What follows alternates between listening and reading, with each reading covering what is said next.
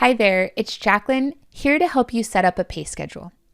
Setting up a payroll schedule is a key step during company onboarding. To revisit it, go to Payroll and the Payroll Settings tab. Then click Edit in the Pay Schedule section. The pay schedule has two important components, pay frequency and pay date.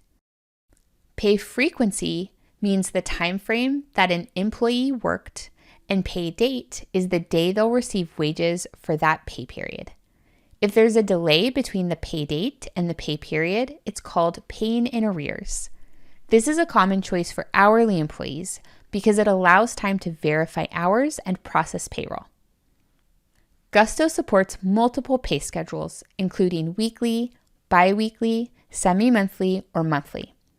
After checking on state regulations, choose the pay schedule that's best for the business and the team. To enable multiple pay schedules, choose a new one, then select Add New Pay Schedule. Here, you can choose how to assign employees to pay schedules.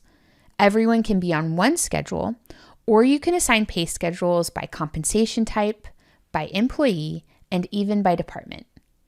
To update the pay schedule, select one that has already been created, or select Add Pay Schedule to create a new one. Name the pay schedule, select the pay frequency, then the day of the month the schedule is set to run on, and lastly, the first pay date and pay period it will be valid for.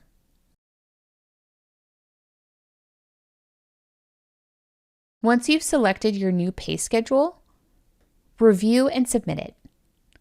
If you've already run payroll, our care team will work with you to make sure that there's no gaps for employees moving to the new pay schedule. Here you can also set up payroll on autopilot. That means that Gusto will automatically run payroll one day before deadline.